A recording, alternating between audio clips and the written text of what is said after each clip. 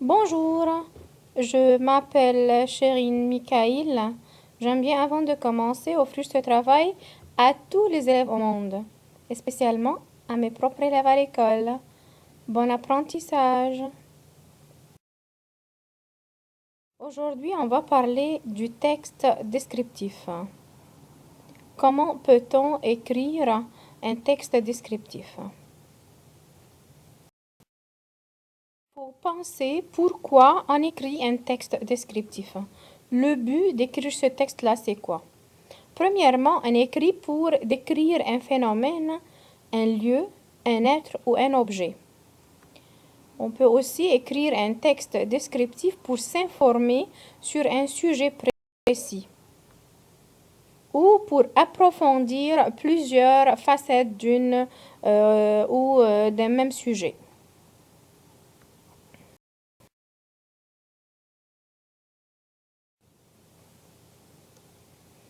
Où on peut trouver des textes descriptifs. Par exemple, on peut trouver ces textes-là dans les articles de revue, dans un guide de voyage, dans des articles d'encyclopédie, dans des textes tirés de manuels scolaires, des textes documentaires, des poèmes descriptifs, un bulletin de nouvelles, des livres ou un livre de recettes.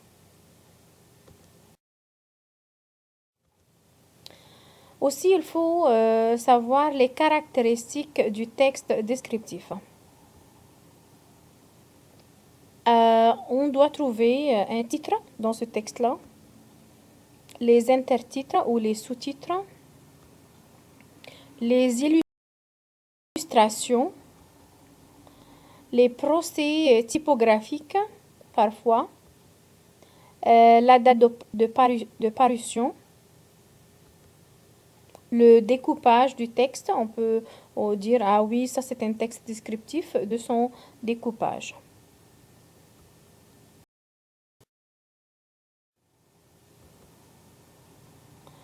Le schéma descriptif. Maintenant, on va commencer à écrire un texte, découper le texte et chaque partie, comment on peut commencer à écrire ce type de texte.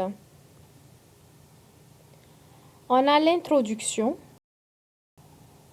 le développement et la conclusion. C'est comme n'importe quel texte. Dans l'introduction, qu'est-ce que je dois amener, qu'est-ce que je dois écrire dans l'introduction? Il y a 3 choses très importantes. Le sujet amené, le sujet posé et le sujet divisé. Dans le développement, on va diviser ça en paragraphes. Paragraphe 1, c'est l'aspect 1 qu'on va choisir ou qu'on a déjà choisi dans le sujet divisé. Et puis, on va faire des sous-aspects comme A, B, C, D, comme ça. Puis l'autre paragraphe, on va prendre un aspect, l'aspect 2, qu'on a déjà choisi dans le sujet divisé. Puis on va faire des sous-aspects. A, sous-aspect B, sous-aspect C. On peut continuer comme on veut. Dans la conclusion, il y a 2 choses, la synthèse et l'ouverture. Ça, c'est mon plan général, ce que je dois trouver dans mon schéma d'un texte descriptif. Maintenant, on va expliquer chaque partie. On commence. L'introduction. Dans l'introduction, c'est la partie, il faut savoir que c'est la partie la plus courte du texte. Elle est tellement essentielle. Elle doit attirer le lecteur. Dès qu'on lit l'introduction, waouh, c'est un bon texte, je vais continuer à lire le reste du texte. Dans cette partie du texte, on présente le sujet et le contenu du texte. La personne qui va lire l'introduction, il va savoir on parle de quoi, puis dans le reste de mon texte, qu'est-ce que je vais faire? Qu'est-ce que je vais présenter?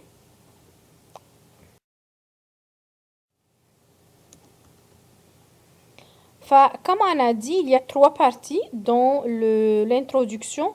On peut dire 3 à 4 phrases maximum pas plus que ça. La première phrase, c'est le sujet amené, ou on peut appeler ça une phrase générale qui va commencer le sujet. C'est le début du texte, une ou deux phrases, moi je préfère une phrase, qui sert à attirer l'attention du lecteur, la présentation claire du sujet principal qui fera partie de la prochaine étape de l'introduction. Dans cette partie, on choisit une phrase générale.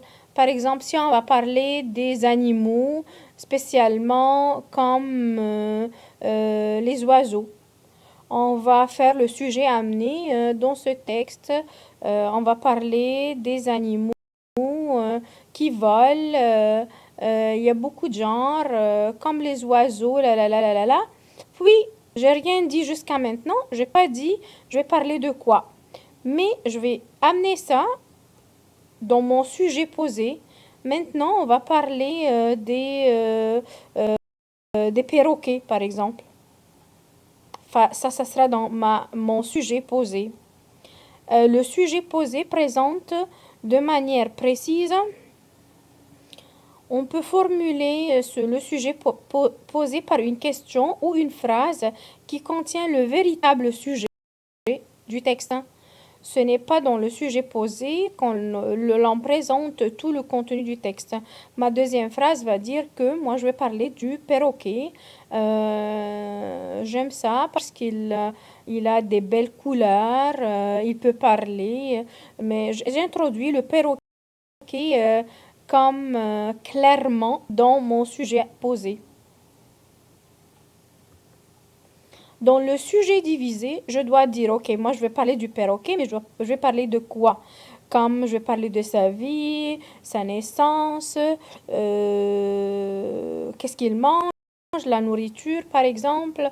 Je dois dire, ok, je vais parler du perroquet, oui, mais quel sujet je vais amener? Ça sera dans mon sujet divisé. Le sujet divisé présente la façon dont le sujet sera abordé. C'est la partie de l'introduction qui présente clairement les aspects qui feront l'objet de chacun des paragraphes du développement. Si moi je veux juste résumer tout ce que j'ai dit, je vais dire que dans le sujet amené, par exemple, moi je vais parler des animaux et surtout les oiseaux. Par exemple, ça c'est le sujet amené. J'ai rien dit au lecteur le sujet que je vais aborder. Dans ma deuxième phrase, je vais dire bah oui, j'ai choisi le perroquet, je l'aime beaucoup, la. Enfin, maintenant, je vais annoncer dans mon sujet posé que je vais parler des perroquets ou du perroquet. Le sujet divisé, je dois choisir, je vais parler quoi? De sa naissance, comment, c'est-à-dire la production, la nourriture, les lieux où il vit. Je vais choisir ce que moi, je veux parler de quoi exactement dans mon sujet divisé. C'est presque 3 phrases qui résument l'introduction.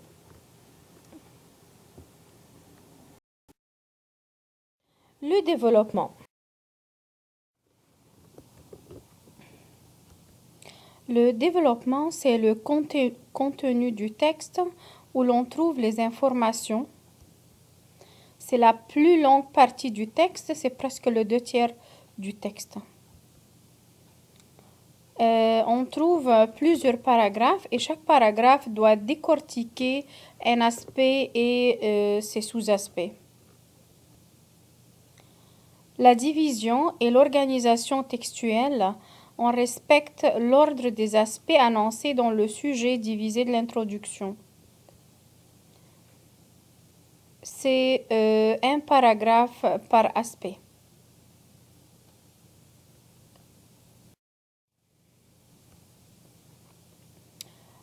Pour les aspects, c'est la partie qui décrit le sujet, puis on divise ou on décrit le sujet avec plusieurs aspects, et chacun de ces aspects va former un paragraphe. les sous-aspects. Chacun des aspects est ensuite divisé en sous-aspects. Il s'agit du contenu en lien avec l'aspect qui servira à développer chacun des paragraphes.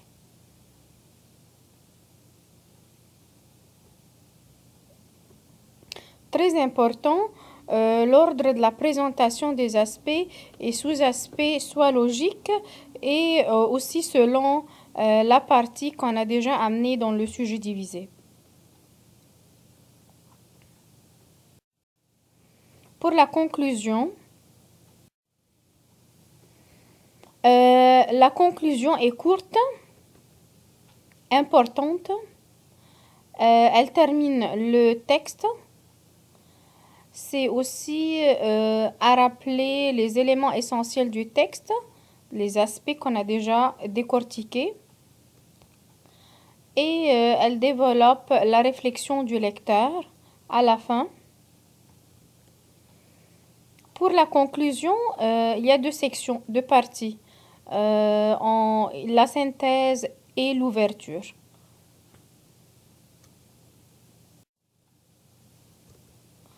Ok, pour la conclusion, on a dit il y a deux parties. La synthèse, la première partie, presque, on va dire 2-3 phrases. On rappelle les aspects du texte qui font partie du sujet divisé de l'introduction. On peut tourner autrement. Ok, on a déjà parlé de la nourriture. Du pays d'origine, mais on va dire la même pensée, mais autrement dit. Il y a aussi l'ouverture, c'est, on va dire, une phrase, deux phrases maximum. C'est la partie finale de la conclusion. Cette ouverture-là doit laisser le lecteur sur une réflexion, une projection dans le futur, une information nouvelle, une citation célèbre ou par une question, une opinion, une hypothèse. On recommande quelque chose, un conseil, un sentiment, un souhait. Ça pourrait être une phrase ou une question qui laisse une réflexion pour le lecteur.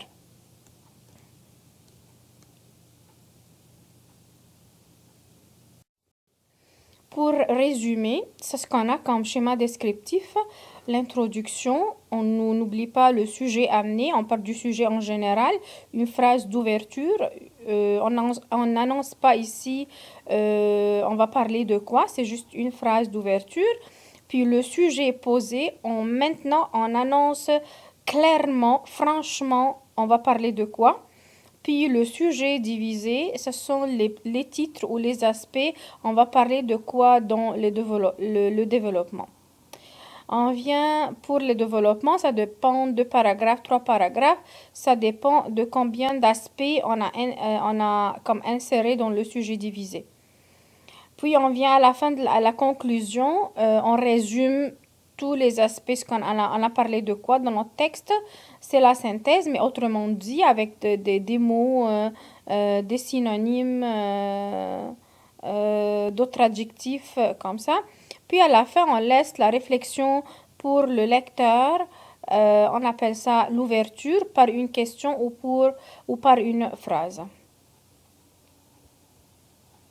Maintenant, n'oublions pas que entre les paragraphes, on doit faire des liaisons avec des mots, entre aussi les phrases. On appelle ça organisation textuelle ou des marqueurs de relation. Par exemple, pour introduire, dans l'introduction, on peut dire en premier lieu, premièrement, d'une part, d'abord, tout d'abord, à première vue, au premier abord, avant tout. On peut juste trouver un mot pour commencer notre paragraphe, le premier paragraphe qui est l'introduction. Pour le développement, puis on peut dire pour marquer ensuite, puis en second lieu, d'une part, d'autre part, par ailleurs, deuxièmement, troisièmement, etc.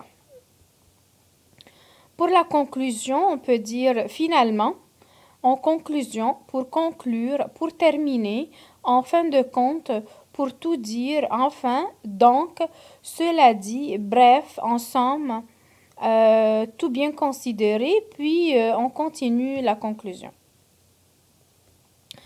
Aussi, pour relier entre les phrases, pour marquer l'opposition, mais cependant, malgré tout, pourtant, à l'inverse de, par contre, seulement, toutefois, d'ailleurs, à l'opposé, à la différence de, contrairement à, loin de, malgré, tandis que, ceci s'oppose à, ceci interdit, etc. Pour marquer une cause, parce que, car, en effet, étant donné que, puisque, comme, grâce à cause de, la suite de, en raison de, faute de, du fait que, vu que, du moment que, autant, d'autant que. Pour marquer la conséquence, donc, par conséquent, par suite de, en conséquent, c'est pourquoi, alors, de ce fait aussi, ainsi. Pour marquer un but, pour, dans ce but, à cette fin, à cet effet, afin de, dans l'intention de. Puis ça c'est vraiment très important de relier entre les idées ou les paragraphes, vraiment très important. Pour marquer un exemple ou une explication, par exemple, ainsi, c'est-à-dire, en effet, c'est comme, d'ailleurs, notamment, ceci fait penser à, ceci ressemble à. Pour marquer un ajout, autrement dit, de plus, en plus, de même, en d'autres termes, notamment d'ailleurs. Pour marquer un accord, certes, c'est vrai, bien sûr, il est vrai que, bien entendu, évidemment. Très très important d'utiliser ces expressions pour relier ou entre les paragraphes ou entre les phrases.